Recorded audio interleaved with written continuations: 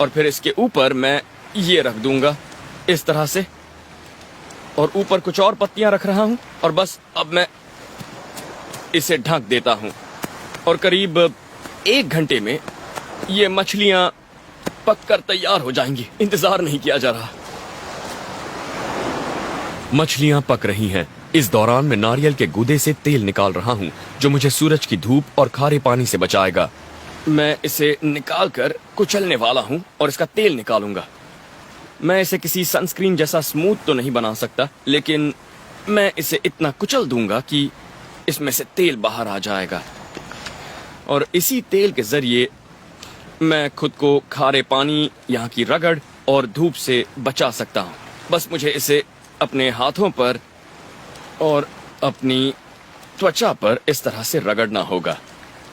आपको इसमें से तेल निकलता दिखेगा और इससे मुझे काफी बचाव मिलेगा। मछलियां अब तक पक चुकी होंगी।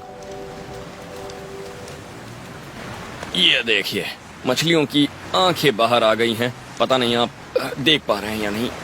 मैं एक बाहर निकाल लेता हूँ। मछली की आंखें बाहर आ गई हैं, यानी ये पक गई हैं।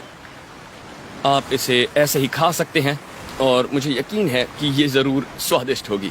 आप ऐसे किसी द्वीप पर लंबे वक्त तक रह सकते हैं, लेकिन इतिहास बताता है कि फंसे हुए नाविकों ने अपने घर लौटने के लिए बड़े बड़े जोखिम उठाए हैं। कल मैं कुछ ऐसा करूंगा जो मैं हमेशा से करना चाहता था। मैं एक राफ्ट बनाकर समंदर की तरफ निकलने की कोशिश करूंगा।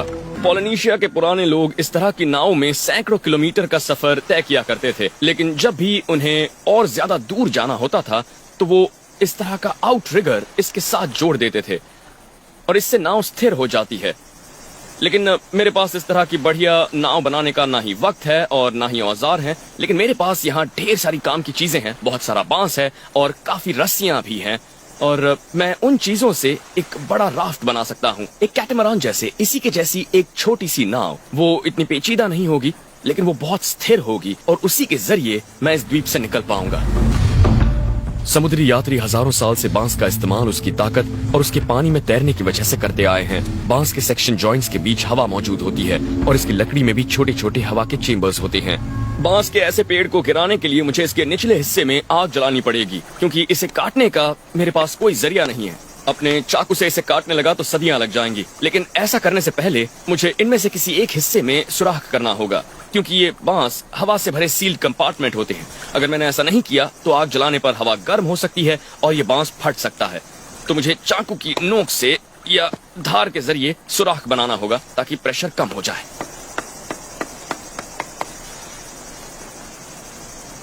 ये बांस बहुत ही सख्त है, लेकिन मुझे लगता है हाँ, मैंने बाहरी हिस्सा काट दिया है तो इससे प्रेशर कम हो जाएगा। तो अब मुझे बस आग जलानी होगी, और इसके लिए मैं नारियल के इस बाहरी टुकड़े में अंगार लेकर आया हूँ। और हाँ, यह भी सुलग रहा है। हाँ, यह अंगार अभी जल रहा है, और इसे सुलगाने के लिए मैं इसका इस्तेमाल कर सकता हूँ।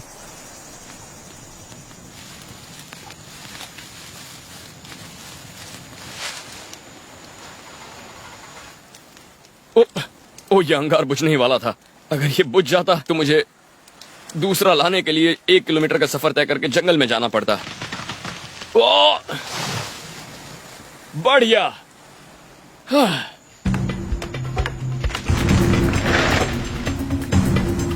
अब मैं इसे हिबिस्कस के छाल की मदद से बांधने वाला हूँ।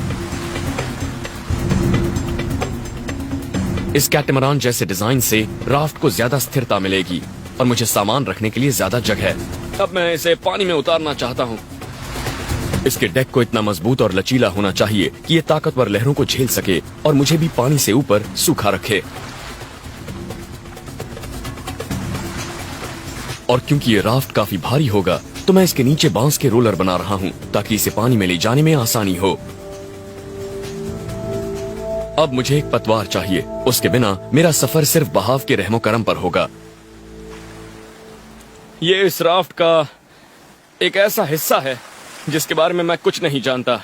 मैं एक सेल यानी पाल बना रहा हूँ, और ये काम मैंने पहले कभी नहीं किया, इसलिए मुझे ये नहीं पता कि इससे बात बनेगी भी या नहीं। मैं पाल बनाने के लिए पाम की इन पत्तियों को आपस में बुनने वाला हूँ और फिर लकड़ी का फ्रेम बनाऊंगा जो इस पूरे ढांचे को थामेगा। मैं इसे तली में लगा देता हूँ। ऐसी कुछ और लकड़ियां लगाकर मैं इन्हें आपस में बांध सकता हूं, लेकिन मैं ये नहीं जानता कि प्रशांत महासागर में ये कितनी देर टिका रह पाएगा। ये एक बोतल है, इससे मेरी जान बच सकती है। अगर मैं किसी तरह से इसे हासिल कर लूं तो मुझे काफी फायदा होगा, लेकिन वहां तक उतरना आसान नहीं होगा। ऐसी लहरें जानलेवा हो सकती हैं। हाल ही में एक परिवार को ऐसी ही एक चट्टान से एक बड़ी लहर बहा कर ले गई थी। उस परिवार में जो माता पिता थे वो डूब गए, लेकिन पानी ने उनके 11 साल के बच्चे को चट्टानों पर पटक दिया, जहां से लाइफ गार्ड्स ने उसे बचा लिया। लहरों का अक्सर एक नियमित पैटर्न होता है। ये 7 के सेट में आती हैं और लगातार तेज होती जाती हैं। तो अगर मैंने धीरज रखते हुए इस पैटर्न पर नजर रखी तो मैं सबसे बड़ी लहरों से बच सकता हूं। बोतल थोड़े शांत पानी में आ गई है। मैं इसे निकालने की कोशिश करूंगा।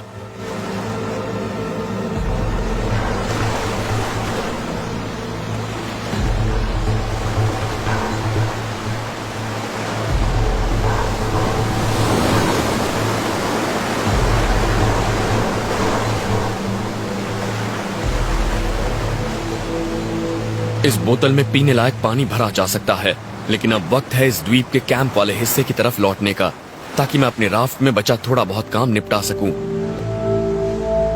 खुले समंदर में मुझे राफ्ट को नियंत्रित करना होगा, इसीलिए मैं हिबिस्कस की लकड़ी से एक पतवार बना रहा हूं।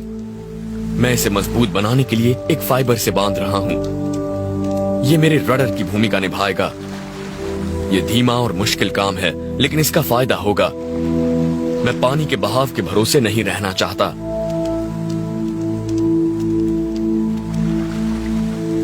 मेरी पाल अब आकार लेने लगी है। इस तरह से किसी चीज को बुनने में आप जल्दबाजी नहीं कर सकते, और मुझे इस तरह से आराम से बैठकर बहुत अच्छा लग रहा है। सूरज डूब चुका है, आग जल रही है, और मैं धीरे धीरे इन पत्तियों को बुन रहा हूं। और अब मुझे ये लगने लगा है कि ये मेरे राफ्ट के लिए एक अच्छा पाल बन सकता है।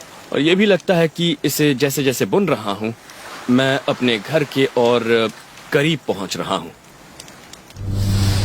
जब मैं यहां से निकलूंगा तो मुझे उसका सामना करना होगा जिनसे कई समुद्री यात्री डरते हैं, शार्क्स। वो शार्क मेरी राफ्ट से टकराई। अगली सुबह बारिश होने लगी, पर यह मेरे लिए अच्छी खबर है। अब मैं इस बारिश के पानी से समंदर के खारे पानी को शरीर से धो सकता हूं। इसमें नहाकर बहुत अच्छा लग रहा है, और मैं इस बारिश का भरपूर फायदा उठाना चाहता हूं। देखता हूं कि मैं इस पानी को इकट्ठा कर पाऊंगा या नहीं, और इस काम के लिए सबसे अच्छा तरीका है नारियल के इस छाल का इस्तेमाल करना। अगर मैं इसे इस तरह रेत में रख दूं और एक बड़ी सी पत्ती इस पर ऐसे टिका दूं, तो बारिश का पानी इससे होता हुआ इसमें भर जाएगा, और इस तरह की बारिश में ये बस कुछ ही मिनटों में पूरा भर सकता है, और इससे मुझे मीठा पानी पीने मिलेगा। ऐसी गर्मी में आपको रोजाना कम से कम आधा लीटर पानी पीना चाहिए। मेरी बोतल मुझे सिर्फ 5 दिन का पानी दे सकती है।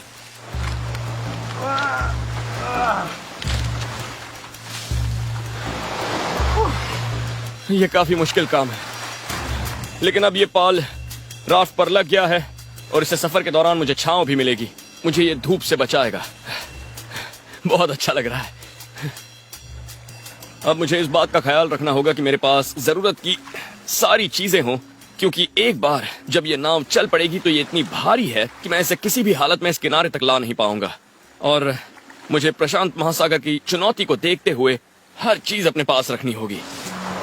पानी के साथ साथ मैं अपने बचाव के लिए ज्यादा कोकोनट ऑयल और चाकू तेज करने के लिए रेत ले रहा हूँ। अगर मुझे कोई जहाज नजर आया तो मैं इसे एक सिग्नल रिफ्लेक्टर की तरह इस्तेमाल करूंगा। मैं इस वक्त बहुत जोश में हूँ, और मैं इन दिनों को कभी नहीं भूल पाऊंगा। मैं बस पूरे दिल से दुआ कर रहा हूँ कि ये राफ्ट चल जाए। ये इम्तिहान की घड़ी है। अगर आपको पूरी तरह भरोसा ना हो कि आपका राफ्ट तैर सकता है तो उसे छोड़कर किनारे की तरफ तैरिए। लेकिन लगता है कि ये पॉलिनेशियन डिजाइन काफी स्थिर है।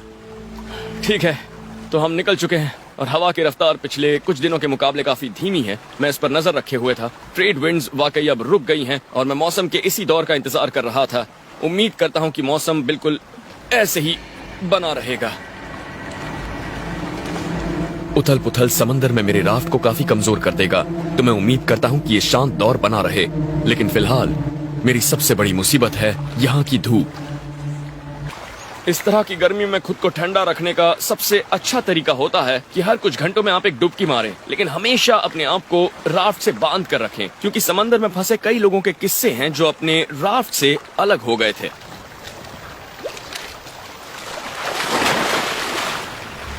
लेकिन इस पानी में कुछ है और मुझे जल्दी से इससे निकलना होगा। मुझे इसमें उतरने से पहले जांच कर लेनी चाहिए थी। मैं खुशकिस्मत हूँ कि पानी से बाहर आ गया। आमतौर पर शार्क सतह के करीब होती हैं, आप उनके डोर्सल फिन देख सकते हैं, लेकिन ये वाली गहराई में थी और मुझे पानी में उतरते वक्त पता नहीं था कि वो करीब है।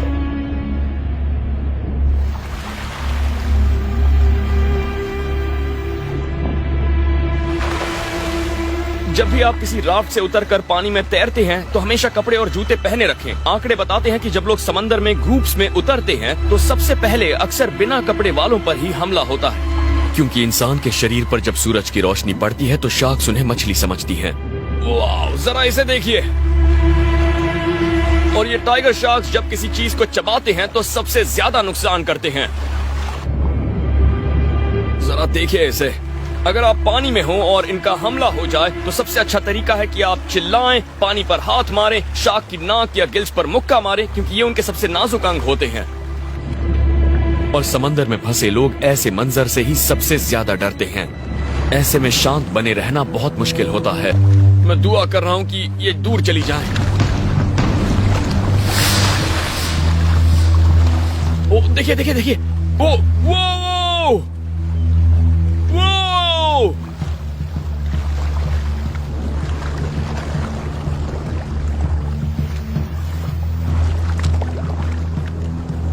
ग्रेट व्हाइट शार्क के अलावा टाइगर शार्क किसी भी दूसरी शार्क के मुकाबले कहीं ज्यादा इंसानों की मौत के लिए जिम्मेदार होती हैं।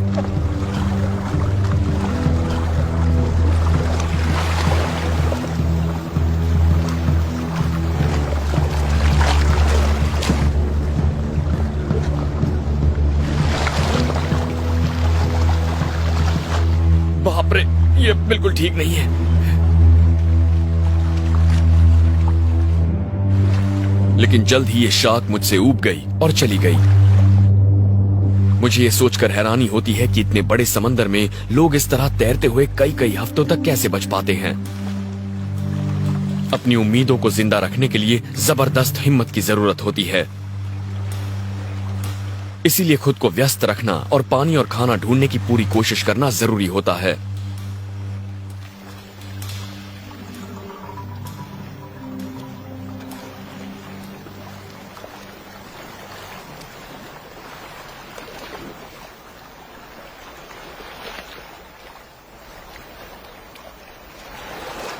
तो अब मछली पकड़ने का वक्त है। मैंने उसे पकड़ने का कांटा द्वीप पर मिली एक मछली की हड्डी से बनाया है। थोड़ा सा चारा भी जुटा लिया है और हिबिस्कस के रेशों से मैंने एक लाइन बना ली है और इसकी रॉड बनी है बांस से। चलिए देखते हैं कि क्या मिलता है। आराम से बैठ जाता हूँ, शायद कुछ मिल जाए।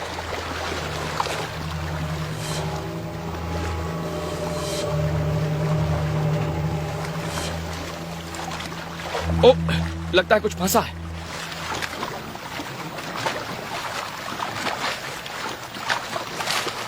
ए, ओह,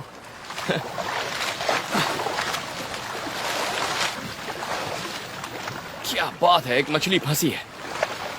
ये एक छोटी सी सर्जन फिश है। ये काफी डरावनी मछली है। आप इसकी वजह देख सकते हैं। ये देखिए, इसके शरीर की साइड चाकू जैसी तेज होती है।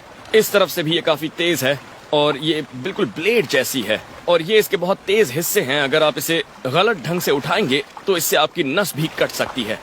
मैं इसे ऐसे काट कर खोल रहा हूं और आप इसकी रीढ़ की हड्डी देख सकते हैं और मुझे यहां से इसका रस चूस कर बाहर निकालना होगा। कुछ खास नहीं मिला, लेकिन कुछ ना मिलने से तो अच्छा है।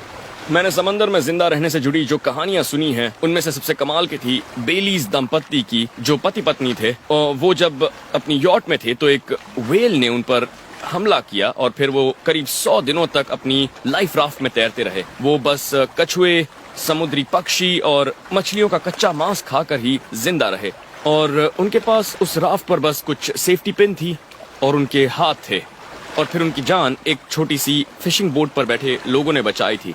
तब तक उनके कपड़े उनके शरीर पर सड़ चुके थे, उन्होंने काफी सनबर्न झेला था और उनके शरीर पर काफी घाव भी थे, लेकिन वो जिंदा थे।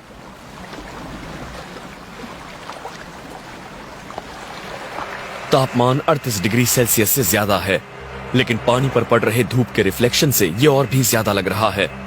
बिना छांव के मेरे सामने सनस्ट्रोक का खतरा पैदा हो गया है। प्रशांत एक विशाल महासागर है, लेकिन इसमें व्यस्त शिपिंग लेन्स भी हैं। पर अगर आप इन जहाजों का ध्यान अपनी तरफ नहीं खींचेंगे तो ये शायद आपको नहीं देख पाएंगे। मुझे सामने एक जहाज दिख रहा है। हम शायद उससे 7 या 8 किलोमीटर दूर होंगे और मुझे उसका बस ऊपरी हिस्सा नजर आ रहा है। वो लहरों में ऊपर नीचे हो रहा है और मुझे यकीन है कि वो एक जहाज है।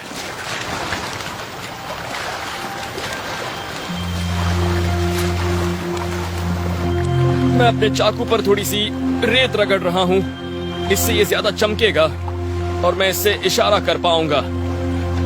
अगर आपने ठीक से सिग्नल दिया तो आप 16 किलोमीटर तक अपनी मौजूदगी जता सकते हैं। और एक शख्स ऐसा भी था जिसने ऐसा रिफ्लेक्टर बनाकर 160 किलोमीटर दूर से इशारा किया था और आपको बस अपनी उंगलियों से एक वी बनाकर इसे धूप में चमकाना होता है, इस तरह से, और आपकी उंगलियों के बीच से इसे ऊपर नीचे कीजिए और बस दुआ कीजिए कि उस जहाज पर कोई हो जो आपकी तरफ देख ले।